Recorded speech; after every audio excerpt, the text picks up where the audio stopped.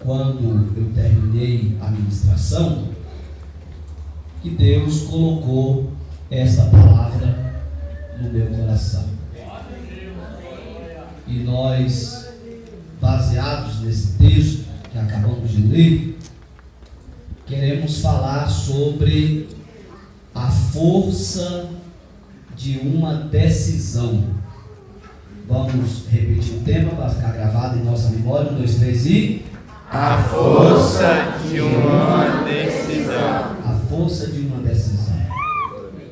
Os irmãos sabem que na nossa vida, nós, em todos os momentos, estamos precisando fazer escolhas. Pouquíssimas coisas na nossa vida que não dependeram ou não dependerão das nossas escolhas. E é muito interessante quando nós falamos de escolha, porque as nossas escolhas, elas vão dizer muito sobre o nosso amanhã. Aliás, o que nós somos hoje é muito resultado das escolhas que nós fizemos no passado. E o que nós seremos amanhã será muito resultado das escolhas que nós fizemos hoje.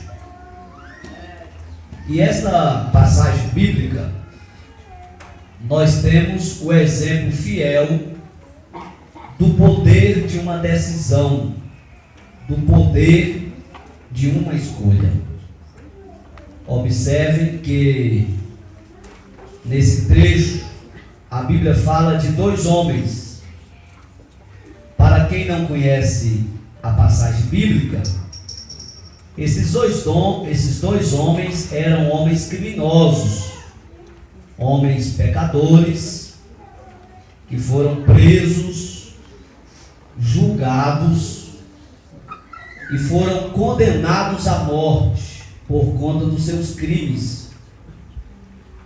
E aconteceu que esses homens foram crucificados exatamente no mesmo dia e na mesma hora e no mesmo lugar que Jesus também foi crucificado. Eu creio que todos aqui sabem que a cruz era um lugar de execução de criminosos.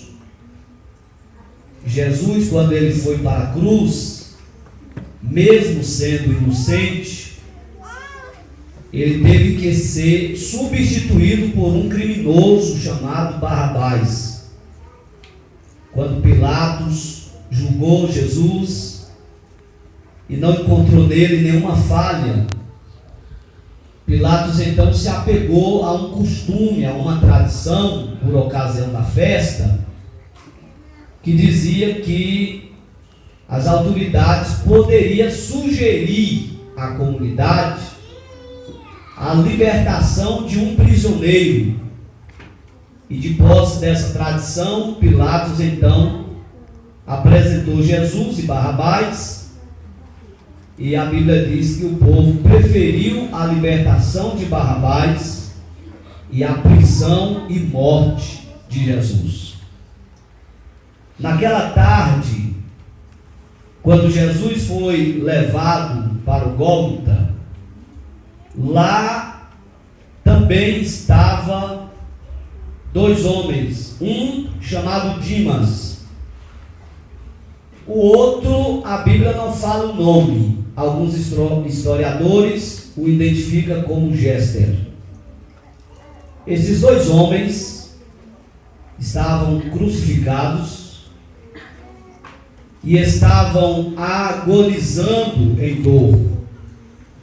Nenhum deles, em toda a vida, teve a preocupação de se importar com as coisas espirituais. Nenhum deles, durante toda a vida, teve o cuidado de se importar com seu destino eterno. Mas agora, eles estavam vivendo os últimos momentos da vida, e eles certamente perceberam que aquele homem que naquela tarde também estava sendo crucificado era diferente. Ele não era um criminoso. Talvez por rumores, até da própria prisão, pela data do julgamento e da possível condenação, talvez eles até estivessem esperando naquela tarde que Barrabás é quem seria o terceiro homem para ser crucificado. Quando nós lemos o texto, nós observamos a fala do primeiro homem. Esse primeiro que vai falar é o que a tradição chama de Jéster. Ele toma a palavra e, possivelmente sentindo muitas agonias e a proximidade da morte, ele se refere a Cristo dizendo: se tu és o Cristo, desce da cruz, salva a ti mesmo e também a nós. É muito interessante que a gente não encontra na Bíblia, em nenhum dos evangelhos, Jesus respondendo este homem. Durante as palavras deste homem, Jesus permaneceu calado. E o permanecer calado de Jesus é de propósito. É porque a fala deste homem não era de se aproveitar. Quando ele disse: desce da cruz, salva a ti e salva a nós também, ele estava pedindo por um livramento físico. Ele queria que Jesus lhe poupasse da morte. Porém, no seu íntimo, ele não tinha nenhum pensamento de servir a Deus. Ele não tinha nenhum pensamento de dedicar a sua vida ao Senhor, mesmo que isso acontecesse.